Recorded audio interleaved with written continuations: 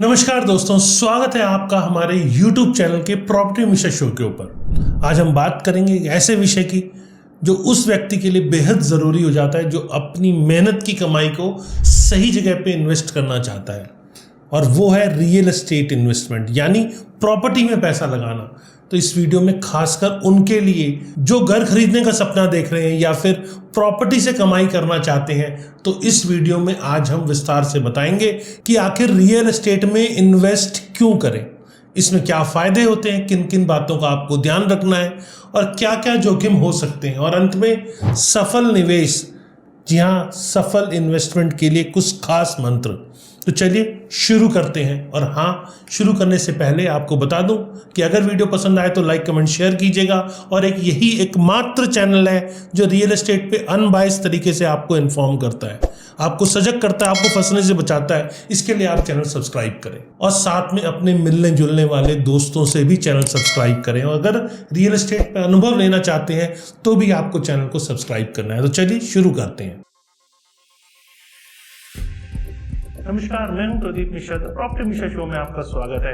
यहाँ हम आपको प्रॉपर्टी और प्रॉपर्टी मार्केट की हकीकत बताते हैं, नो बकवास, डायरेक्ट काम की बात।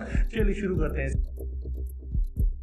सबसे पहले आपको समझने की जरूरत है रियल एस्टेट में इन्वेस्टमेंट क्यों करें। जी हाँ, रियल एस्टेट यानी जमीन या मकान में इन्वेस्टमेंट एक ऐसा तरीका है जो लंबे समय में बहुत फायदा साबित होता है। घर एक जरूरत है, लेकिन सही जगह पर खरीदा गया एक इन्वेस्टमेंट भी बन सकता है। जैसे जैसे शहर फैलते हैं वैसे वैसे जमीन और मकानों की कीमत भी बढ़ती रहती है। आप चाहें तो उसे खुद इस्तेमाल करें या किसी को किराए पे दे दें, दोनों ही हालत में आपका फायदा है। अब दूसरा इंपॉर्टेंट एस्पेक्ट है रियल एस्टेट में इन्वेस्टमेंट के क्या फायदे हैं। हर महीने किराए की कमाई, अगर आपने मकान खरीदा है और उसे किराए पे दे रखा है तो हर महीने एक तय आमदनी आपको होती है। इससे आपकी ईएमआई या दूसरी ज़रूरतें भी पूरी हो सकती हैं। प्रॉपर्टी की कीमत बढ़ती है। कई बार आपने देखा होगा कि एक प्लॉट या फ्लैट 10 साल पहले बहुत सस्ता था और आज उसकी कीमत कई गुना हो चुकी है। यही है इन्वेस्टमेंट, पूंजी में वृद्धि। जी हाँ, रियल एस्टेट प्राइजेस में एप्रिसिएशन यानी कैपिटल एप्रिसिएशन। अब टैक्स में छूट, अगर आपने होम लोन लिया है तो उसके इंटरेस्ट और बेसिक मतलब मेन जो कंपोनेंट है उसके इंटरेस्ट और कैपिटल पर टैक्स की छूट मिलती है। सिक्योर इन्वेस्टमेंट, जी हाँ, शेयर मार्केट की तरह इसमें रोज उतार चढ़ाव नहीं होता। रियल एस्टेट में इन्वेस्टमेंट उसके कंपैरेटिवली अगर आप देखें तो स्टेबल होता है। पोर्टफोलियो में वैरायटी, अगर आप शेयर म्यूचुअल फंड में इन्वेस्ट करते हैं तो रियल एस्टेट आपकी इन्वेस्टमेंट को संतुलित कर सकता है। अब इंपॉर्टेंट एस्पेक्ट ये है कि रियल एस्टेट में आपको किन किन बातों का ध्यान रखना है। सबसे ज़रूरी लोकेशन। जी हाँ, प्रॉपर्टी खरीदते टाइम सबसे पहले देखी जाने वाली चीज़ है वो कौन सा इलाका है। स्कूल, अस्पताल, बाजार, मेट्रो या सड़क से कनेक्टिविटी वहाँ है या नहीं। साथ में लीगल डॉक्यूमेंट्स को देखना ना भूलें। ज़मीन या फ्लैट खरीदते समय बहुत सारे कागजात जैसे कि रजिस्ट्री, एनओसी, बिल्डर की परमिशंस है या नहीं, रेरा अप्रूवल है या नहीं, ज़रूर चेक कर लें। बिल्डर की साख को देखना ना भूलें क्योंकि क्रेडिबिलिटी ही इम्पॉर्टेंट है। अगर अंडर कंस्ट्रक्शन प्रोजेक्ट है तो बिल्डर कौन है, उसने पहले क्या किया है, पहले जो डिलीवरी दी है वहाँ पूरा काम किया भी है या नहीं किया, ये सब जानना ज़रूरी है। और पुराने प्रोजेक्ट में स्पेशली जाकर लोगों के एक्सपीरियंस समझने की ज़रूरत है, वहाँ के RW से मिलने की ज़रूरत है, वहाँ के रेजिडेंट से मिलने की ज़रूरत है। तभी आपको क्लियर होगा कि वहाँ डेवलपर की डिलीवरी कैसी है और आफ्टर सेल सर्विस कैसी है। फ्यूचर की प्लानिंग, सोचिए कि आप इस प्रॉपर्टी का क्या करेंगे, खुद रहेंगे, किराए पर देंगे या आगे चलकर बेच देंगे, उसी हिसाब से खरीदारी करें। अब क्या क्या जोखिम हो सकते हैं, रिस्क को समझना हमेशा ज़रूरी होता है।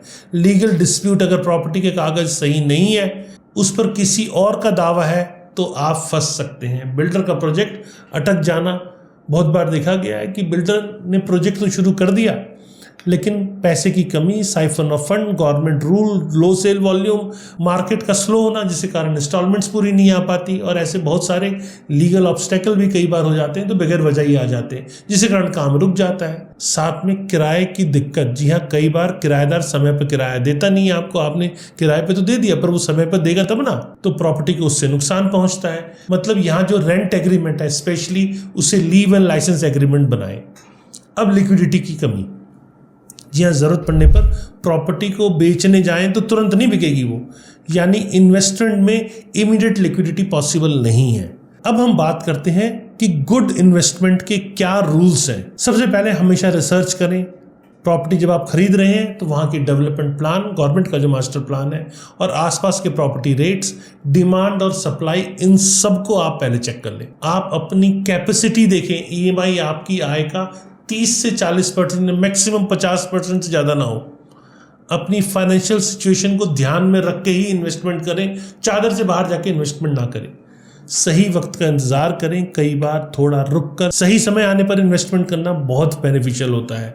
दूसरों की सलाह ज़रूर लें। जी हाँ, experience real estate agent, advocate जो इन्वेस्टमेंट को प्रॉपर गाइड कर सके आपको, मतलब अकेले डिसीजन लेने से कई बार आपको दिक्कत आ सकती है।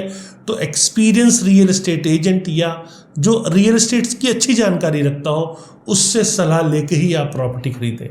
इससे समय लगता है लेकिन फ़ायदा आपको अच्छा होता है। अब फ्यूचर ट्रेंड क्या है ये भी आपको समझने की ज़रूरत है।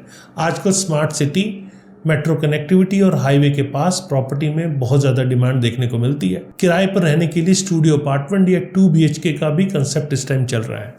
वर्क फ्रॉम होम के चलते अब लोग शहर के बाहर भी प्रॉपर्टी खरीद रहे हैं। रीट जैसे विकल्प भी आ गए हैं जहां आप बिना प्रॉपर्टी खरीदे भी रियल एस्टेट में इन्वेस्ट कर सकते हैं।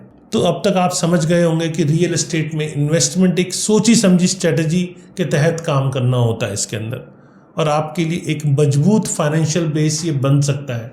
बस ज़रूरत है सही जानकारी, थोड़ा पेशेंस और कहीं हद तक फ्यूचरिस्टिक होने की। कैसी लगी आपको मेरी द्वारा दी गई जानकारी? अगर जानकारी वाकई में बेनिफिशियल लगी तो वीडियो को लाइक करें, शेयर करें और हमारे चैनल को सब्सक्राइब करें, ताकि आने वाली वीडियो रियल एस्टेट गाइड के रूप में आपको ये चैनल जो हमेशा काम आता है, आप उसको मिस ना करें। मिलते हैं अगले वीडियो में एक नई जानकारी के साथ। नमस्कार और जय हिंद।